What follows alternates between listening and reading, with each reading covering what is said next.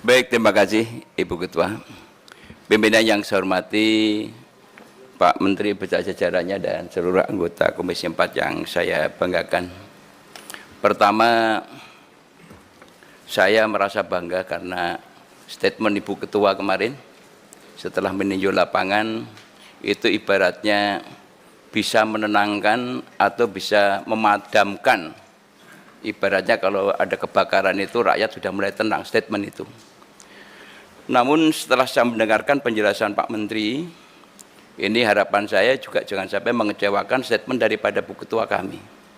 Termasuk saya pun kemarin memberikan satu respon tanggapan yang keras karena saya khawatir juga kalau disemprit Bu Ketua. Ternyata Bu Ketua lebih keras daripada saya. Saya bangga betul. Pak Menteri yang saya hormati, terkait proyek kaitannya dengan PIK, ini gonjang-ganjingnya itu mulai tahun 2009. Saya sebagai pimpinan di sini waktu itu, bahwa di era pemerintahan sebelumnya itu pernah dilakukan penolakan. Kajian lingkungan hidup strategis sudah dilakukan penolakan oleh pemerintahan Orde Baru dan dilanjutkan pemerintahan berikutnya. Karena memang dengan berbagai pertimbangan aspek sosial, ekonomi, lingkungan, dan lain sebagainya. Namun kami juga heran tiba-tiba akhir-akhir ini ibaratnya proyek di sana itu seperti superjet. Push! Langsung selesai semua dan bisa terbangun seperti itu.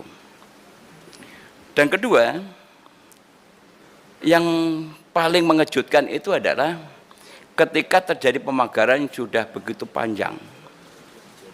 Saya mohon maaf Pak Menteri, ini tugas kita bersama.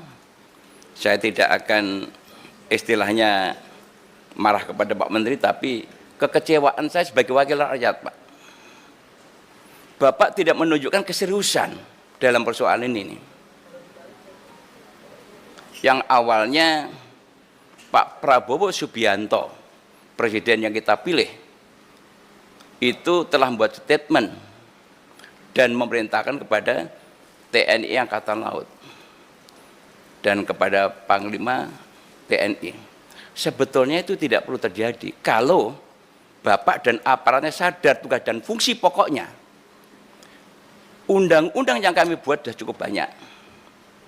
Undang-undang kelautan saya sebagai ketua panjanya, undang-undang pengelolaan wilayah pesisir dan pulau kecil saya juga sebagai ketua panja, tata ruang saya juga panjanya, dan tadi Pak Panggah juga sudah menyebutkan tentang UNCLOS 82, itu adalah perjuangan daripada negara-negara yang untuk bagaimana mempertahankan masalah wilayah kelautannya.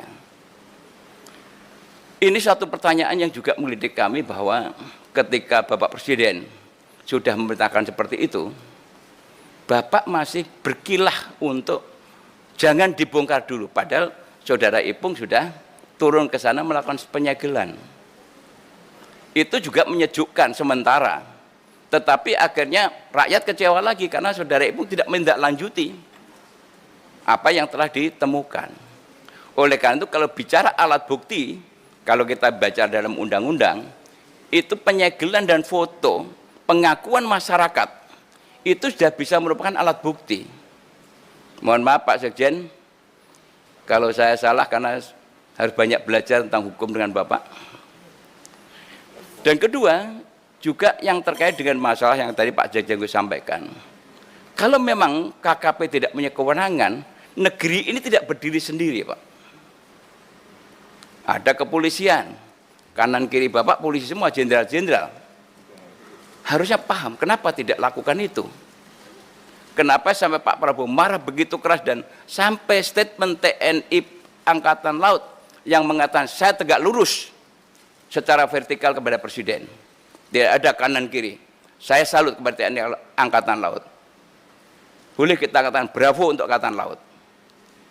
Ini menunjukkan bahwa keseriusan bahwa negara ini Pak sudah mulai akan dirusak oleh orang-orang tertentu. Kalau kita bicara jujur Pak, kanan kiri di telinga kami ini Pak, dari rakyat Pak, menyampaikan masa sih Pak Sakti Wahyu Trenggono yang katanya sakti tidak bisa memberantas ini? Tukang becak pun sudah tanya tentang pagar atau pagar misterius di tengah laut. Sopir saya setiap hari tanya, masa Pak Menteri nggak tahu sih? Kemana aja Pak Dirjen ini yang punya fungsi pengawasan? Saya berpikir Bu Ketua, malah khawatir saya penambangan pasir ini juga bagian rekayasa nih. Karena pematokan itu nanti ujung-ujungnya adalah akan ada penimbunan pasir. Jangan-jangan kebijakan pasir yang diusulkan nanti adalah rekayasa supaya penyedot pasir untuk menutup itu, setelah itu dikeluarkan sertifikat dan lain sebagainya. Sedimen laut alasannya. Nah ini mohon betul-betul kita pikirkan bersama. Semua orang tahu tentang PIK itu siapa, bagaimana kekuatannya, dahsyatnya. Tapi saya minta Pak, tanamkan ayo jiwa merah putih kita. Jiwa merah kita di berada kita ini. Jangan sampai ada negara dalam negara yang semaunya sendiri mengatur pemerintahan kita. Saya selalu dengan Pak Prabowo, oleh karena saya minta kepada Komisi 4, spirit semangat Presiden kita yang begitu luar biasa, harus kita dukung dari DPR ini. Jangan sampai DPR ini dianggap sebagai atau dicap sebagai lembaga stempel. Kami sudah terjun kemarin, ternyata tidak cukup hanya pagar misterius di tengah laut. Saya kebetulan ditugasi untuk di wilayah sebelah. Lebih terkejut lagi ini, ada 1063 hektar mangrove yang di ruang laut juga akan diturunkan statusnya, dan kemudian juga nanti ujung-ujungnya akan disertifikatkan untuk pariwisata. Padahal jelas-jelas dalam PSN itu, wisata itu diperbolehkan tapi tidak boleh dijadikan tempat tinggal. Ini nanti kita bahas dengan Menteri Perhutanan nanti siang. Nah, oleh karena itu Pak Menteri, sekarang ini rakyat sudah menunggu. Rakyat ini menunggu apa endingnya. Jangan sampai rapat hari ini hanya merupakan anti klimaks. Rasanya kalau rapat ini tidak ada satu kesimpulan yang memberikan jawaban kepada rakyat, saya mohon maaf Pak, tidak nanti, sekarang pun saya lepas dulu Pak ini, rencana saya Pak. Saya lepas Pak. Malu sebagai wakil rakyat. Karena persoalannya sudah berlarut-larut. Ini rakyat sudah menuju bahwa ada skenario bahwa pejabat-pejabat tertentu melindungi terhadap proyek besar ini. Ada apa? Gerangan. Ini serius Pak.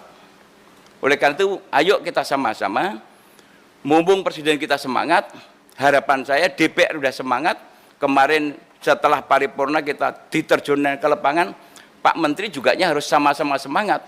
Jangan sampai Pak Menterinya malah kendor. Harapan saya seperti itu. Jadi ini Bu Ketua, saya mohon betul agar statement Bu Ketua kemarin itu bisa menjawab daripada apa yang disampaikan atau diharapkan masyarakat. Saya dan teman-teman tentunya di ruangan ini tidak ada fraksi partai-partai Pak, yang adalah fraksi Komisi 4. Kami ada di belakang Ibu Pimpinan untuk mendukung apa yang langkah-langkah dilakukan Ibu Pimpinan dalam rangka menegakkan regulasi aturan, dan harapan kami adalah harus diusut tuntas seperti yang disampaikan Bu Ketua. Harus karena sudah ada pengakuan. Yang paling bahaya Pak adalah ada sebuah skenario rakyat nelayan yang tidak tahu atau buta hukum disuruh bikin pengakuan. Alangkah naibnya negeri ini, rakyat yang sudah susah sengsara disuruh mengaku untuk melakukan persekongkolan jahat, mengakui perbuatan-perbuatan yang melawan hukum oleh kelompok tertentu. Ada 6 perusahaan di sana yang sudah mendapatkan legalitas terhadap pemilikan di sana, padahal di sana masih dalam posisi ada air, undang-undangnya sudah jelas semuanya. Kami juga konfirmasi kepada Pak Nusron, tapi sayang Pak Nusron tidak pernah berani merespon, karena mungkin saking ketakutannya, tapi saya berikan apresiasi. Saya menyayangkan statement daripada juru bicara daripada KKP, yang selalu berkilah, seolah-olah Pak Nusron dianggap membocorkan. Ini bukan membocorkan, karena udah perintah presiden maka harus dibuka, harus terang benderang siapa pemegang sertifikat dan siapa dalangnya. Bukti lengkap sebetulnya, tinggal bagaimana ada kemauan atau tidak kita untuk menindak itu. Jadi tidak ada alasan lagi untuk mengatakan bahwa kami masih menunggu menindaklanjuti atau kita masih koordinasi. Sampai kapan kita berkoordinasi? Ini yang harus dijawab oleh Pak Menteri, dan jawabannya bukan untuk kami DPR, Pak, untuk rakyat Indonesia, karena sekarang sudah mulai muncul. Surabaya tadi sampaikan, Makassar sekarang muncul lagi, yang dulu pernah kita kunjungi, ada lagi di daerah lain juga sama seperti itu. Jadi ini memang tidak dengan. Oleh karena itu saya minta kepada Pak Menteri, karena sudah merupakan perintah instruksi Presiden, sampaikan kepada Saudari Menteri Keuangan, kalau memang Bapak perlu anggaran besar, ini adalah untuk menyelamatkan aset negara. Ini adalah milik bangsa Indonesia.